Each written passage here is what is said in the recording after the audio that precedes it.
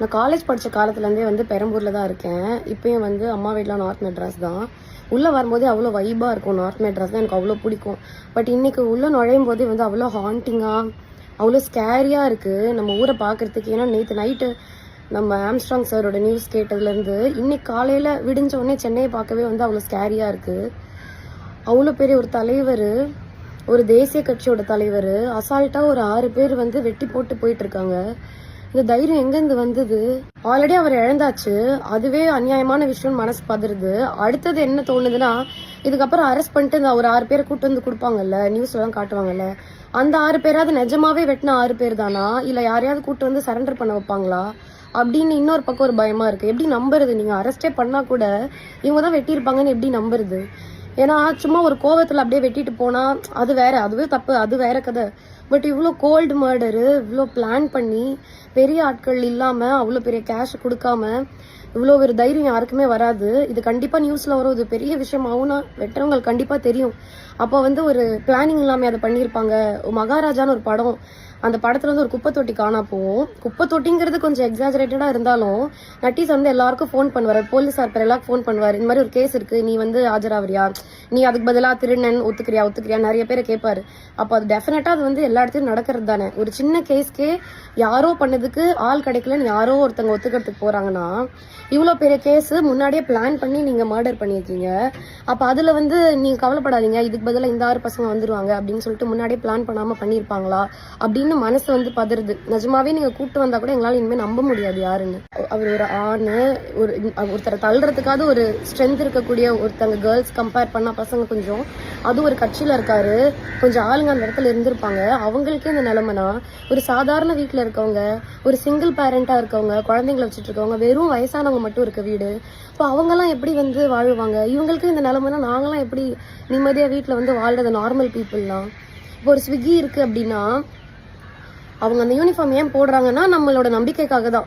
Okay, இவங்க வெளியாள் கிடையாது, இவங்க இதுல தான் ஒர்க் பண்றாங்கன்றது தான் ஸ்விக்கியோ ஜொமேட்டோவோ ஏதோ ஒரு டெலிவரி ஆப் வந்து ஒரு யூனிஃபார்ம் போட்டு வராங்க. அந்த யூனிஃபார்ம் போட்டு 6 பேர் சேர்ந்து ஒருத்தர் இந்த பக்கம் 3 பேர் அந்த பக்கம் பிடிச்சிட்டு ஒருத்தன் வெட்டுறான்னா, அப்ப எப்படி நம்பி நம்ம வந்து டெலிவரி வாங்குறது? எந்த ஒரு பொருளுமே வீட்டுல சின்னதா யாராவது பைக்ல போகும்போது இப்படி உரசிக்கிட்டே ரோட்ல விழுந்துட்டாங்கனாலே அப்படியே ஒரு மாதிரி அடி வயிறுல ஒரு மாதிரி கலங்குற மாதிரி இருக்கும். ஐயோ இப்படி தேய்ச்சிட்டாங்களே ஐயோ அப்படின்னு ஓடி போகணும்னு தோணும். ஒரு 6 பேர் சேர்ந்து 2 கையும் டைட்டா புடிச்சிட்டு வெட்டுறாங்கன்னா அந்த மொமெண்ட் அவர் எவ்வளவு பயந்துருப்பாரு, கூட இருக்கவங்க அது எவ்வளவு ஸ்கேரியா ஃபீல் பண்ணிருப்பாங்க, அவர் எவ்வளவு துடிச்சு செத்து போயிருப்பாரு. அவ்வளவு பயமா இருக்கு.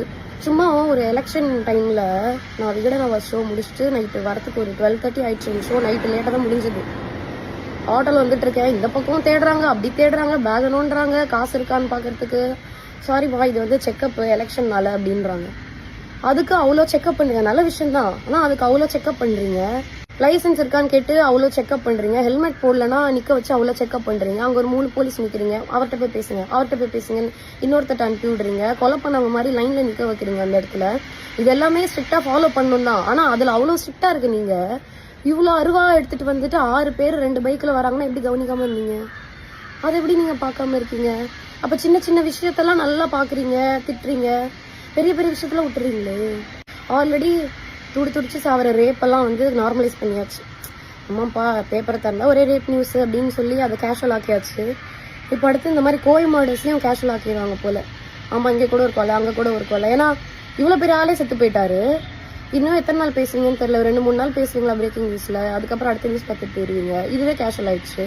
அப்போ சாதாரண மக்களுக்கு இந்த மாதிரி நடந்தால் அது இன்னும் கேஷுவல் ஆகிடும். ஆமாம், அவருக்கே நடந்ததுலாம் நடக்காது அப்படின்னு அதுவும் நார்மலைஸ் ஆகிடும். பேசாம வீட்டுக்கு வீடு ஒரு துப்பாக்கி கொடுத்துருங்க, ஒரு ஃபேமிலிக்கு ஒரு துப்பாக்கி, அதில் ஒரு குண்டுன்னு சொல்லி கொடுத்துருங்க. ஃபார்ம்லாம் ஃபில் பண்ணி கூட அட்ரஸ்லாம் வாங்கி கூட கொடுத்துருங்க. பொண்ணுங்க வீட்டில் ரோட்ல நைட்டு தனியாக போனாலும் இந்த மாதிரி யாராவது வெளியே போகிறாங்க டவுட்ஃபுல்லாக இருக்க டைம்லயாச்சும் நாங்கள் யூஸ் பண்ணிக்கிறோம். ஒருவேளை இன்னொருத்தன் அதே துப்பாக்கியால் அவன் ஃபேமிலி துப்பாக்கியால் எங்க கொன்னா கூட எங்க கிட்ட இருக்கிறத வச்சு யாரோ ஹெல்ப் பண்ணி அவனை சுடுறாங்கன்னு வைங்களேன், எங்களை சுட்டவன் தான் சாவான். ஓகேவா? நானும் செத்துருவோம், அவங்களும் செத்துருவாங்க. ஆனா எங்களை சுட்டவன் தான் சாவான். ஆனா இப்படி பண்ணும்போது நீங்க குற்றவாளின்னு ஒருத்தர் கொண்டு வந்து நிறுத்தும் போது எப்படி நம்புறது? நிஜமா அவர் வெட்டினவர் தான் வராரான்னு எப்படி தெரியும்? முன்கூட்டியே ஆஜராகிறதுக்கு இப்ப நான் தான் தப்பானு சொல்லி போய் அரெஸ்ட் சரண்டர் ஆயிடு அப்படின்னு சொல்றதுக்கு ஆள் ரெடி பண்ணாம போயிருப்பாங்கன்னு என்ன நிச்சயம்? நாங்க எப்படி அதை நம்புறது? நீங்க கூட்டு வந்தா கூட இனிமே ஒருத்தரை நாங்க எப்படி நம்புறது? அந்த கொலையாளிகளை ரொம்ப பயமா இருக்கு ஆக்சுவலி. இந்த காசை வாங்கிட்டு கூலிப்படியாக வேலை செஞ்சு மற்றவங்களை கொலை பண்ணி அதில் ஒரு காசு சம்பாரிச்சு 1 லட்சமாக இருக்கட்டும் 10 லட்சமாக இருக்கட்டும் எவ்வளோ வேணா இருக்கட்டுமே, அதில் சமைச்சு சாப்பிடும்போது எப்படி உங்கள் தொண்டைக்குழியில் சாப்பாடு போகுதுன்னு எனக்கு தெரில. நீங்களாம் நைட் எப்படி நிம்மதியாக தூங்குவீங்கன்னு எனக்கு தெரில. உங்கள் ஃபேமிலியில் இருக்கவங்க, உங்கள் ஒய்ஃபு, உங்கள் குழந்தெல்லாம் எப்போ அப்பாவுக்கு அடுத்து என்ன ஆகும், அவர் யார் அரெஸ்ட் பண்ணுவா, அவர் யார் கொலை பண்ணுவான்னு பயந்துட்டு தானே வாழ்வாங்க. அப்படி என்ன இந்த வேலையில் ஒன்று உங்களுக்கு இருக்குதுன்னு எனக்கு தெரில. யாராவது அந்த மாதிரி இருக்கீங்கன்னா, சப்போஸ் இந்த வீடியோ பார்த்தீங்கன்னா ஏதோ ஸ்க்ரால் பண்ணும்போது நீங்கள் எனக்கு கூட மெசேஜ் பண்ணுங்கள். நான் யார்கிட்டயும் அந்த மெசேஜ் காட்ட மாட்டேன். நீங்கள் எனக்கு கூட மெசேஜ் பண்ணுங்கள். நான் என்னால் முடிஞ்ச அளவுக்கு எங்கேயாவது உங்களுக்கு வேலை வாங்கி கொடுக்குறேன். மீடியாவில் அன்ஸ்கில்டு லேபர்ஸ் நிறைய பேர் இருக்காங்க. படிப்பெல்லாம் தேவையே கிடையாது. அதுக்கு ஒரு நாளைக்கு 1000 to 1500 வரும். மாதம் ஃபுல்லாக நீங்கள் உழைக்க ரெடினா உங்களுக்கு வந்து ஈஸியாக 25 to 30,000 ஈஸியாக உங்களால் வாங்க முடியும். அதில் ஒய்ஃப் குழந்தைய நல்லா வச்சுக்கலாம், அதில் உழைச்சி சாப்பிட்லாம், சாப்பாடு நல்லா ஒட்டும், உடம்புல நிம்மதியாக தூக்கம் வரும் படுத்தா. ஒரு நல்ல லைஃப். ஒரு 25,000 போதாதா அவங்க கஷ்டத்தில் வாழ? அப்படி இன்னொருத்தரை கொலை பண்ணி அப்படி சம்பாரிச்சு என்ன பண்ண போறீங்க?